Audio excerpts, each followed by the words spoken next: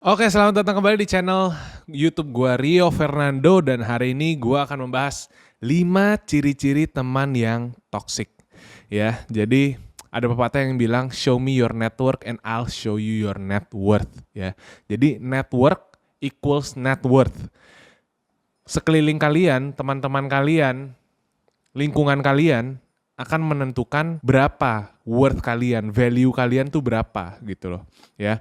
Kenapa hal ini penting banget? Karena tentu aja seperti yang kita tahu ya, sekeliling kita, orang-orang di dekat kita, teman, saudara, keluarga dan lain sebagainya itu sangat mempengaruhi kita akan menjadi orang yang seperti apa. Ya, jadi kalau kita berteman dengan orang-orang yang mungkin bisa dibilang perokok gitu ya, bukan bisa dibilang perokok ya, yang perokok ya, kemungkinan besar kita akan ikut ngerokok. Kalau kita ikut-ikut temenan sama orang-orang yang peminum ya kurang lebih kita akan jadi peminum ya. Walaupun di kasus-kasus tertentu pasti ada yang bilang, oh gue enggak kok, gue teman-teman gue ngerokok semua tapi gue enggak, gue bisa nahan. Ya oke, bos ya, tapi secara general kalau kita berbicara tentang network and net worth, kemungkinan besar kalau kalian berteman dengan orang-orang seperti itu, kalian akan menjadi seperti itu juga ya. Gue ambil contoh satu nih, Tarzan manusia apa monyet? Manusia. Atau kera? Manusia. Tapi dia berjalan seperti kera atau monyet atau apa ya, orang hutan. Ya nggak tahu lah ya, pokoknya dia berjalannya pakai yo gitu ya, gini-gini ya. Karena dia kebiasaan, dia tinggal dengan binatang-binatang. Walaupun ini hanya cerita fiksi ya, tapi ini menunjukkan bahwa bagaimana lingkungan kalian itu sangat mempengaruhi kalian menjadi seseorang yang seperti apa. Oke, so ini ada 5 tipe orang yang harus kalian hindari, harus kalian cut dari hidup kalian supaya kalian bisa berjalan lebih mulus lagi menuju kesuksesan. Ya, yang pertama yaitu si call center 24 jam. Ya. Kenapa call center 24 jam? Ini orang ngeluh terus kerjaannya, komplain terus kerjaannya. Pagi-pagi bangun, matahari cerah, komplain, waduh panas banget hari ini. Hujan, komplain, waduh becek hari ini gue gak bisa ke kantor. Badai, komplain, apa semua komplain. Makanan, pesan makanan, mayonesnya dikit aja ya. Terus mayonesnya dia maunya 2 gram, dikasih 3 gram, komplain. Semua hal dikomplainin. Gue kayaknya gak perlu ngomong terlalu banyak tentang ini ya. Ya kalian tahu orang yang terlalu banyak komplain itu akibatnya seperti apa ya. Yang pertama bisa jadi pesimis, ya terlalu pesimis terhadap hidup. Jadi tidak berani untuk mengambil kesempatan-kesempatan karena dia pesimis. Aduh nanti gimana kalau ini, kalau gini. Akhirnya dia gak berani ngambil kesempatan sehingga dia tidak akan pernah bisa naik, gak akan pernah bisa melangkah, gak akan bisa pernah tumbuh. Selalu menyalahkan keadaan, selalu menyalahkan orang lain ya. Jadi kita gak bisa ambil accountability, kita gak bisa mengambil tanggung jawab terhadap hidup kita sendiri ya. Akhirnya kita komplain dan kalian sebagai temannya yang mendengar komplain itu apa akibatnya buat kalian? Kalian bisa jadi suka komplain juga. Yang kedua, kalian ke-drain. Energi kalian habis mendengarkan komplain dari mereka ya. Jadi kalau misalkan kalian pernah nih ngerasain nih, kok kayaknya gue kalau pergi sama teman-teman gue tuh kayaknya capek banget gitu ya. Padahal gue orangnya ekstrovert nih, tapi gue capek banget kalau pergi sama teman-teman gue. Kenapa ya? Coba kalian perhatiin. Mungkin salah satu dari teman kalian adalah si call center 24 jam ini ya. Yang kedua adalah tipe teman yang si paling lebih, si mahal lebih ya. Pernah gak kalian cerita sama teman-teman kalian, aduh gila ternyata gue hari ini sedih banget, gue baru tahu ternyata kakek gue atau teman gue atau mama gue, papa gue kayak gini. Dan dia bukannya mendengarkan, bukan memberikan empati, tapi balasan dia adalah, lah lu baru kayak gitu. Kakek gue kemarin, nenek gue kemarin, opa gue, oma gue, om gue, lah gue. Lu belum ngerasain. Gue harus jalan kaki 500 km per hari. Gue harus lari keliling dunia. Ya, si paling lebih. Selalu merasa dirinya lebih menderita daripada orang lain. Selalu merasa dirinya lebih tinggi daripada orang lain. Ya, percuma. Gak usah cerita sama mereka. Ya, kalau mereka mau cerita silahkan. Kalian dengerin aja, iya aja, ngangguk aja. Percuma. Orang seperti itu tidak punya empati.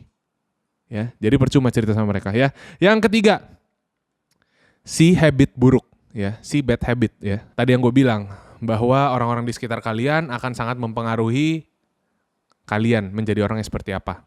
Jadi kalau misalkan habit-habit mereka buruk, otomatis kemungkinan besar kurang lebih kalian akan terinfluence juga sedikit banyak oleh habit mereka yang buruk ya. Contohnya tadi, misalkan ya mungkin bagi beberapa orang ngerokok ada yang bilang baik, ada yang bilang buruk ya. Tapi kalau secara biologis, secara kesehatan ya memang itu buruk bagi kesehatan gitu ya. Cuman ada yang bilang ini melepas stres dan lain sebagainya ya. Gue sih no judge ya, gue bukan bilang ngerokok itu buruk atau baik. Kalian silahkan nilai sendiri.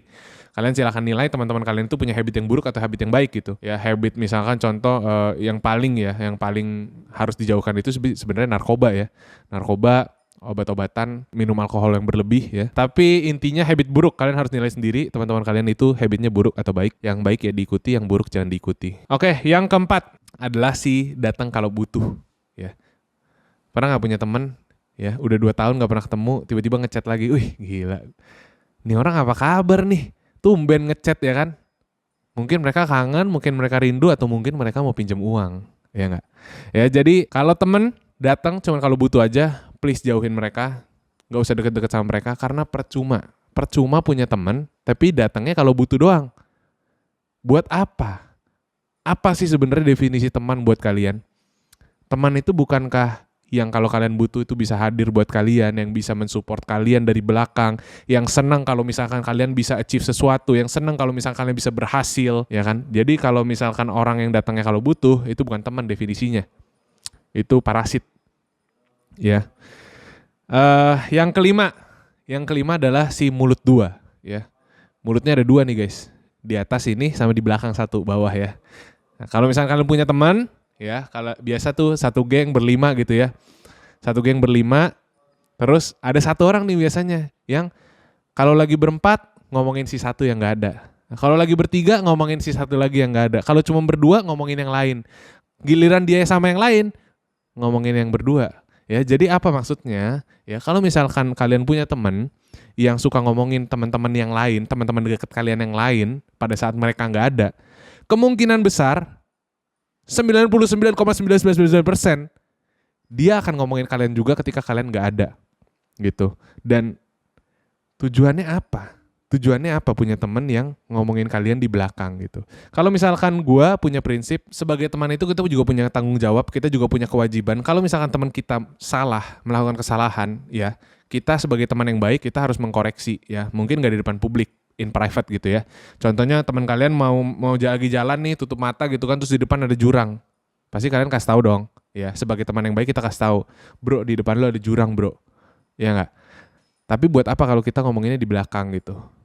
Gunanya apa sebagai teman? Ya, so itu dia 5 tipe teman yang harus kalian hindari, yang harus kalian cut off ya. Di sini maksud gue bukan kalian harus benar-benar cut off 100%, kalian jadi nggak berteman sama mereka sama sekali ya. Tapi maksud gue adalah menjaga jarak gitu loh, ya.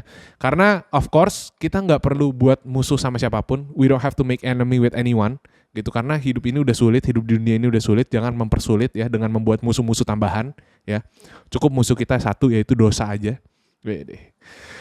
Jadi jangan kita buat hidup ini lebih sulit dengan menambah musuh-musuh kita ya. Jadi nggak perlu kita musuhin, kita tetap baik ke mereka ya, karena karma akan datang, karma baik akan datang. Tapi kita nggak perlu terlalu dekat dengan mereka, karena ketika kita dekat dengan seseorang, otomatis kita akan terinfluence sedikit banyak. Kita akan ikut-ikutan lah gitu ya.